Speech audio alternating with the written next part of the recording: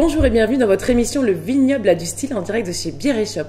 Aujourd'hui, on va parler de magie avec donc Matteo Luino qui est sur notre plateau pour venir nous parler de ses tours, de sa formation, de ses expériences et de ce qu'il fait dans la vie de tous les jours.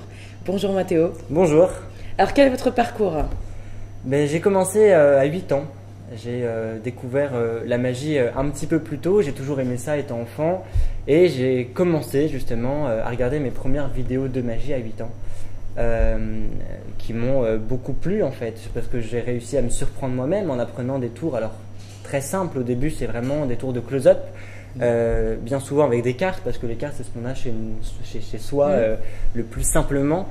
Progressivement, j'ai fait les tours que j'ai appris à mes parents, puis aux amis de mes parents. Quand on recevait du monde, ça permettait d'avoir un public qui était un petit peu plus objectif que mes propres parents. Au fil du temps, j'ai adoré ça et j'ai eu la chance à 12 ans de rencontrer un professionnel du métier, un magicien professionnel qui m'a donné des cours, qui m'a formé, qui m'a énormément épaulé. Et j'ai pu à 13 ans faire ma première scène au théâtre du Gymnase à Paris, donc dans la grande scène du théâtre Maribel. Oui, c'est tôt, dis donc. C'était tôt, effectivement. J'étais assez stressé, mais finalement, lui plus que moi, il me l'a révélé à la fin parce que il a un petit peu misé sur moi, il m'a laissé ma chance et ça s'est très bien passé. J'avais adoré ce moment. Depuis d'ailleurs, j'adore la scène, tout comme le close-up. Il m'a suivi jusqu'à mes 15-16 ans et depuis que j'ai déménagé dans le vignoble nantais, j'ai pris mon envol.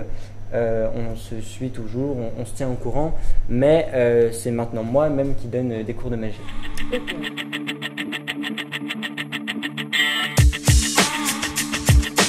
Ok, alors avant qu'on parle du coup de la place qu'occupe aujourd'hui la magie dans votre vie, je vous demande comme dans chaque émission de venir vous présenter avec un objet pour parler de vous, de vos ressentis, de vos valeurs, de qui vous êtes. Qu'avez-vous apporté sur ce plateau, monsieur le magicien? Pas de souci. Alors un objet, c'est vrai que j'y ai pas beaucoup réfléchi, mais j'ai peut-être quelque chose. Ah. Je sais pas ce que vous en penserez, mais oui. J'aime beaucoup moi les colombes. Alors les colombes, je sais pas si c'est quelque chose que vous connaissez. C'est un oiseau très joli, en noir et blanc, qui symbolise plein de choses. C'est magnifique, non? Vous trouvez pas? C'est magnifique. Tout à fait. C'est très doux, c'est majestueux. Ça manque un peu de relief quand même. Tout à fait. En vrai, c'est quand même plus sympa, tout à fait. Mais hop, normalement, si on est très fort, voilà. Waouh! Tu viens? Oh, la belle chouchou. Elle est jolie, hein? Ah oui, elle est magnifique. Donc, j'ai ramené une colombe. Alors, je vous vois venir, ça n'est pas un objet, bien sûr, c'est un animal doué de sensibilité, mais ça symbolise plein de choses pour moi, donc je trouvais ça important d'amener mon compagnon de tous les jours. J'ai 3 autres colombes à la maison. Donc 4 colombes blanches, je travaille avec elle au quotidien. Et pourquoi alors une colombe? Parce que déjà c'est le symbole de la liberté. Et pour moi, la magie, ça symbolise la liberté. On a cette chance de pouvoir faire des tours différents, à des gens différents, dans des cadres différents. Alors chaque prestation de magie, chaque spectacle est différent et on a justement cette liberté et cette pluridisciplinarité, cette polyvalence qu'offre la magie. C'est le symbole de la paix aussi, valeur universelle que je partage bien sûr. Et puis c'est un animal et j'adore les animaux depuis tout le temps. J'ai 2 chiens, 2 chats, j'avais 2 lapins aussi il y a quelques mois. Je sais que je vivrai toujours avec des animaux et c'est l'occasion de le montrer avec cette jolie colombe. Elle a quel âge? Alors justement, ça c'est le mâle de la famille. Pardon. Non, c'est une colombe, c'est vrai qu'on a tendance à dire oui, elle, c'est vrai. donc je comprends. Et je crois qu'il a 7 ou 8 ans. C'était un cadeau de mon professeur justement. D'accord. Donc voilà. Et donc, quelle est la place de la magie aujourd'hui? Comment vous pratiquez ça au quotidien? Est-ce que, à côté, quel est votre parcours? Qu'est-ce que vous faites de votre quotidien, vos études, etc. Alors, je suis en droit à l'université de Nantes, donc en première année. J'aime beaucoup, mais c'est vrai que, voilà, à côté, depuis déjà pas mal d'années, j'ai la magie qui occupe mon quotidien et ça fonctionne plutôt bien. J'ai plein de belles rencontres. Je fais aussi donc des spectacles pour les enfants, ça fait plus de 4 ans, du close-up pour les adultes. Est-ce que vous pouvez expliquer ce que c'est que le close-up? Oui, alors le close-up, c'est de la magie rapprochée. C'est on va dire, la magie la plus minutieuse qu'il soit. Faire un tour devant un public, mais restreint et à quelques centimètres, à quelques millimètres des yeux du public. Ce que vous aurez l'occasion de voir un petit peu plus tard dans l'émission. Et c'est vraiment quelque chose que j'aime beaucoup parce qu'il y a cette proximité-là avec les gens. Il y a cet échange, cette connectivité parfois, et notamment en mentalisme aussi. Oui, alors justement, pareil, quelle est la différence entre la magie, un magicien et un mentaliste? Ou est-ce qu'on pratique les deux? Et vous, quelle est votre pratique? Alors, c'est complémentaire, la magie et le mentalisme. C'est pas pareil parce que du côté de la magie, on a plutôt cette relation avec la technique qui est assez universelle, c'est-à-dire que lorsqu'on pratique un tour de nombreuses fois, on peut le montrer à n'importe quel public, petit ou grand. Et quand on maîtrise, normalement ça se passe bien. Parce que la réaction du public, le fait que le spectateur soit impressionné ou non, c'est secondaire. Ah, vous parlez de maîtrise justement. Oui. Ça fait quoi quand on se trompe? Quand le tour est, quand on échoue dans un tour, ce qui peut arriver, j'imagine. Oui, bonne question, ça arrive, et surtout quand on commence, et même après, c'est vrai que c'est pas une science infuse, la magie, on peut se tromper. Bien sûr. Et on essaye autant que possible de trouver des plans B, d'essayer de rebondir. D'où l'art aussi de l'orateur, de la communication, de déjouer, d'amener l'attention ailleurs, etc. Exactement. Tout ça, c'est aussi une technique qui s'apprend, Ouais, tout à fait. Hein. Déjouer l'attention, c'est important. C'est vrai que on peut être considéré des fois comme des charlatans quand on parle. Finalement, ça sert à rien pour le spectateur, mais c'est une façon de l'embrouiller. Ou alors des gens qui amènent nos rêves, les gens ont besoin aussi. Justement, ils ont besoin de quoi quand ils viennent voir les gens un spectacle de magie? Qu'est-ce qu'on peut attendre d'un spectacle de magie? Quel est le type de public et qu'est-ce qu'il a envie de vivre, d'avoir comme sensation, selon vous? Alors, le type de public, pour moi, c'est vraiment tout le monde. Ça plaît aux petits, aux grands. La différence, c'est que les petits, eux, quand ils n'aiment pas, ils vont le dire, hein, très franchement. Oui. C'est pour ça que finalement, faire de la magie à des enfants, on pourrait trouver que c'est plus simple, mais pas du tout. Mais oui. Parce que voilà, ça ne pardonne pas un enfant, mais un adulte, ça ne pardonne pas non plus. Quand c'est pas bien, il ne va pas nous dire « Waouh, j'ai adoré ». Il dit rien. Mais au moins, voilà, il a la décence de rester et d'observer. Mais bon, souvent, j'ai pas ce problème-là. Et donc, le public, pour moi, c'est vraiment tout le monde. Et c'est ça que j'aime bien. C'est rencontrer tout le monde, tous les profils, tous les âges. Ils vous font des retours d'ailleurs, justement, parfois à la fin des spectacles ou dans les close-up où on est dans une plus grande intimité. Est-ce que vous posez des questions? Est-ce qu'ils disent un peu ce qu'ils ont ressenti? Qu'est-ce qu'ils ont préféré? Qu'est-ce qu'ils ont aimé? Des choses qui vous permettent aussi, vous, de vous remettre en question ou de faire différemment, ou tiens, ça marche. Après, j'imagine que ça change aussi d'un public à un autre. C'est ça, totalement. C'est pas la même magie, bien sûr, pour les enfants et les adultes. Du côté des enfants, on est plutôt sur de la magie visuelle. Ça peut être des cordes, des couleurs, des choses en grand. Bien sûr, des colombes, des animaux, des apparitions, des disparitions. C'est plein de choses visuelles et colorées. Pour les adultes, on peut être plus dans le minutieux, dans les cartes, les pièces, les balles. Le close-up fonctionne plus pour les adultes. Et vous apprenez régulièrement différents tours selon vos envies, là où vous en êtes, vous avez envie de changer d'outils, de couleurs, justement, de choix, en tuto, en prenant des cours, en vous formant encore et encore. C'est ça. Alors, les tutos sur Internet, j'ai arrêté depuis un bout de temps, mais c'est vrai que je me remets beaucoup en question grâce au public. C'est important, et même, voilà, ça fait plusieurs années que je fais ça, mais toujours aujourd'hui, j'aime bien, alors je le fais pas à chaque fois, mais demander aux gens le tour ou les tours qu'ils ont préférés. Voilà, comment ils ont perçu le numéro. Et c'est vrai que j'aime beaucoup avoir le retour du public, c'est ça qui me fait avancer. Et donc effectivement, on travaille aussi grâce à ça. C'est un partage, la magie, c'est pas tout seul. Quel est le tour de magie qui vous a soit donné envie de le faire, ou soit celui qui a été le plus spectaculaire justement pour vous? Est-ce que vous avez j'imagine plein d'images, mais il y a un moment particulier où waouh, le moment qui vous a fait peut-être le plus rêver? Oui, totalement. Et c'est ça que j'aime bien dans la magie, c'est que j'arrive à faire rêver les gens, mais j'arrive aussi, paradoxalement, à me faire rêver moi-même, parce que je trouve qu'on peut encore, même si on connaît plein de techniques, se bluffer.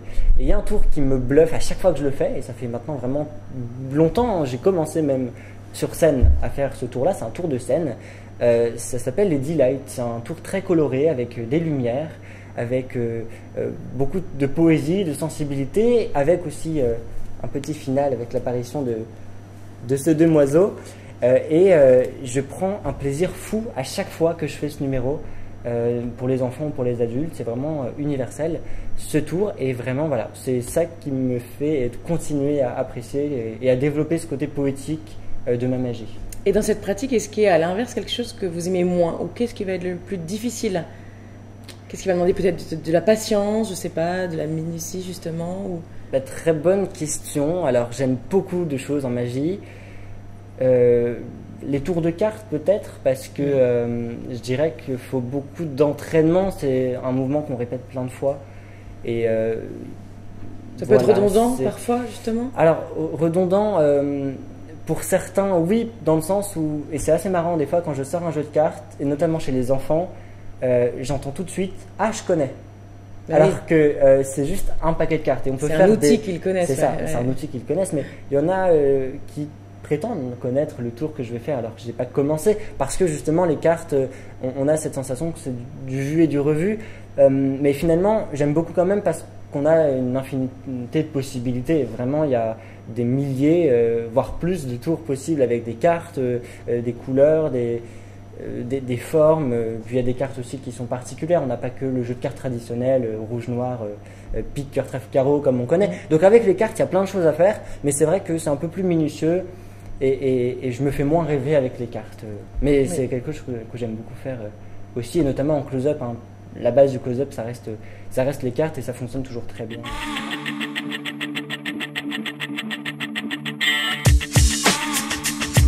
Alors close-up, spectacle...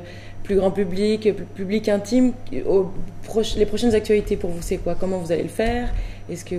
Quels sont vos prochains rendez-vous que vous pouvez nous partager? Alors oui, j'ai plusieurs actus privées qui vont arriver. Alors d'abord pour le club de volley de Nantes, c'est à l'issue d'un match, ce sera le 12 février. En fait, le club invite différents entrepreneurs, différents sponsors autour d'une table, et ce sera l'occasion de divertir ce beau monde pendant la soirée à l'issue donc du match le 12 février. Ensuite en mai, je vais faire aussi les 25 ans je crois d'un club de tennis à Saint-Herblain. Donc voilà, un événement privé aussi. Et d'avril à juin, je me suis engagé aussi auprès d'une association qui s'appelle Môme Nantes, qui me permet de donner des cours réguliers. Donc ce sera tous les lundis soirs ou tous les mardis soirs, à définir Môme encore. Nantes, à noter. Môme Nantes, effectivement. Et justement, je vais donner des cours à des enfants sous forme de stage, d'initiation, voilà, régulièrement. Donc vous pouvez le faire aussi de façon privée auprès de particuliers si on vous demande, peut-être que vous avez une carte, un site où on peut vous suivre, un profil sur Facebook, Insta, ou que sais-je. Oui, bien sûr. Alors c'est Matteo Luino sur Instagram, Matteo Luino également sur Facebook. Donc j'ai 2 pages, Facebook et Instagram, et je peux donner des cours effectivement pour les débutants, les enfants et les adultes, à votre domicile directement. Parfait, eh bien alors on va pouvoir voir en direct, en pratique, le magicien à l'œuvre. Eh bien écoutez, nous allons passer au côté sérieux des choses et nous allons nous préparer et revenir dans quelques instants. Ladies and gentlemen, place à la magie avec Matteo Luino, c'est parti. Justine, je vais vous demander s'il vous plaît de mettre votre poing sur la table. Parce que j'ai ici un jeu de 52 cartes, les cartes étant toutes différentes, on a du pique, du cœur, du trèfle et du carreau. Et ce que je vais vous demander très simplement, ça va être de pincer entre votre pouce et votre poing la première carte, ici le 4 de carreau. Ok. Le pouce bien en haut et vous allez pincer la carte juste ici et on referme. Votre mission, c'est que personne ne touche à cette carte. Ok. Très bien. Moi, je vais prendre ici une autre carte. On va prendre, allez, ici le 7 de trèfle. Le 4 de carreau étant juste là, normalement, si on se concentre, les cartes ont interverti. Je peux vous laisser retourner tout doucement la carte et vous allez constater effectivement que les cartes ont bel et bien changé. Bien joué. Je vais vous demander maintenant de signer le 4 de carreau, votre carte. Vous allez la signer pour la rendre unique au monde. Je vous en prie, allez-y. Une petite signature sur la face de la carte. Très bien. Et vous constaterez que cette carte est unique au monde. Bien sûr. Vous ne l'avez pas signée au préalable. Bien entendu, je viens de le faire en direct devant vous, chers spectateurs. En direct. Bien. Je vais vous demander maintenant très simplement de mettre votre poing ici. Vous allez mettre le poing. Parfait. Et moi, je vais récupérer ma carte, le 7 de trèfle. Le 4 de carreau signé est juste là sous votre poing. Et moi, je récupère le 7 de trèfle. Regardez ce qui va se passer. On va déchirer le 7 de trèfle en 2. Et on va le déchirer en 4. Et regardez. en mettant le 7 de trèfle juste là sous mon poing, je vais vous poser une question très simple. Justine, en combien de temps il est possible de reconstituer une carte? Oula, un quart d'heure, 20 minutes? Un quart d'heure, 20 minutes. Du minutes. scotch, tout ça, de la colle? Moi, je vais vous le faire en 5 secondes, Justine. Est-ce que vous êtes prête? Oui, tout à fait. Le 7 de trèfle, juste là, va se reconstituer sous vos yeux. 1, 2, 3, 4 et 5. Ah, il n'est pas tout à fait reconstitué. Je sais, j'ai une idée, on va faire quelque chose. Est-ce que vous êtes prête? Le 7 de trèfle est juste là, on va le reconstituer. En 3 secondes cette fois. 1, 2, 3. Vous avez senti quelque chose? Oui. Vous avez senti quelque chose? Pourtant, moi j'ai senti une connexion, une fusion. Est-ce que vous pouvez retourner Petite la carte? étincelle? Tout doucement, allez-y, je vous laisse. Le 7 de trèfle reconstitué juste là. Ah oui, alors et là... regardez ce que j'ai dans ma main. On a ici le 4. Et Justine, vous constaterez que c'est bien votre signature. Ah oui, en effet. Et ben bravo, alors là, c'est bluffant ça. Ouais. Merci Bravo, beaucoup. Bravo. Superbe. Et ben dis donc. Bien joué, bien joué. Merci beaucoup, Mathéo, pour ce tour de magie. Et voici un deuxième tour de notre magicien, Mathéo. Justine, j'ai ici dans mes mains un appareil un peu particulier qu'on peut qualifier de filet à papillon. Mais en magie, on appelle ça une quêteuse. Mais ce qui importe, c'est pas le nom de l'objet, c'est ce qu'il y a à l'intérieur. Alors je vais vous laisser, avec votre main directement, piocher et révéler au public ce que vous pouvez y trouver. Ah, qu'est-ce qu'on a ici? Un foulard. On a un petit foulard, effectivement, vert, avec un encadré blanc à l'intérieur. Vous constaterez, Justine, que cet encadré blanc est vierge. Il n'y a rien d'écrit à l'intérieur. Je vais vous le donner et vous allez vous-même le remettre à l'intérieur. Mais avant, je vais vous montrer qu'il n'y a absolument rien d'autre. On a ici une petite fermeture éclair. Les enfants appellent ça une trousse. Et on peut faire coucou et passer la main. Okay. Vous allez dans quelques instants remettre ce foulard vert avec un encadré blanc à l'intérieur. Allez-y. Très bien. Et je vais vous demander de tenir cette petite épuisette, cette petite quêteuse. Maintenant, Justine, ça va être très simple. J'ai ici un jeu de cartes avec des cartes toutes différentes. Vous constaterez, on a du pic, du cœur, du trèfle et du carreau, des cartes noires, des cartes rouges. Et très simplement, vous allez me dire stop quand vous voulez. Ok. On est parti? C'est parti. C'est parti. Stop. Ici? Oui. Est-ce qu'on prend cette carte ou est-ce que je continue? Parfait. On prend celle-là? On prend Très bien. celle-là. Vous allez pouvoir la prendre, la regarder et la montrer à la caméra. Ne me la montrez pas. C'est ok? Oui. Très bien. Vous allez pouvoir la mettre où vous voulez à l'intérieur. J'ai failli la mettre dans le... Parfait. Et on va refermer. Justine, il y avait 52 cartes. Vous m'avez dit stop à un endroit totalement aléatoire. Oui. Vous avez choisi une carte. Est-ce que la carte vous plaît? Oui. Elle vous plaît, ça va? Elle vous inspire quelque chose? Moyen. Moyen. C'est pas celle que je préfère. C'est pas celle que vous préférez. Bah justement, quelle est cette carte? On va en débattre ensemble. Le 3 de trèfle. Le 3 de trèfle. 3 de trèfle. C'est parce que j'aime pas le noir, je préfère le rouge. Vous préférez le rouge. C'est vrai, plutôt du cœur ou du carreau. Tout à fait. 3 de trèfle, c'est vrai que c'est pas une carte comme ça qu'on aime particulièrement, mais avec ces 3 de trèfle, on peut quand même faire des miracles. Est-ce que vous vous souvenez tout à l'heure, dans cette petite épuisette, on avait un foulard vert avec à l'intérieur un encadré blanc. Oui. Eh bien, regardez Justine, si on y croit très fort et qu'on souffle, je vous laisse souffler, allez-y tout doucement. Et votre souffle magique, normalement, peut conduire à des miracles. Est-ce que vous pouvez à nouveau mettre la main à l'intérieur pour montrer au grand public un changement qu'on pourrait constater? Rien à l'intérieur. Allez-y. Vous pouvez révéler à tout le monde Oh yes. le 3 de trèfle. Votre carte s'est imprimée Ah oui, alors là, sur le foulard. bravo. Alors là, Merci mes beaucoup respects, Justine. monsieur le magicien. Merci beaucoup. Vous allez me montrer quelques tours en coulisses et m'expliquer tout ça. Hein. Pas de soucis, je fais ça pour vous. Ça peut rendre cher. Merci. Mais merci à vous. Alors, je vous laisse peut-être conclure cette émission, tournée donc chez Bière Shop à Clisson. C'était un plaisir de vous rencontrer ici sur notre plateau. Merci aussi à bien sûr Jean-Pierre qui m'accompagne derrière ses caméras. Et donc, je vous laisse dire ce que vous avez à dire à nos spectateurs. Mais merci beaucoup, c'était un plaisir d'être avec vous aujourd'hui. Mais pour finir, je dirais que je vous attends sur Instagram ou sur Facebook pour poser toutes vos questions. Je suis là pour y répondre, donc je peux intervenir dans le cadre de cours de magie pour les débutants, les enfants, les adultes. Je peux aussi pour des événements privés, des anniversaires, des mariages, tout un tas d'événements différents, intervenir chez vous pour du close-up, pour des spectacles. Un peu comme musique à part, des choses comme ça, les spectacles de chant qui se passent à domicile, qui ont beaucoup de succès aussi. C'est ça, voilà, chouette, ça. De la magie à domicile, un vrai magicien chez vous.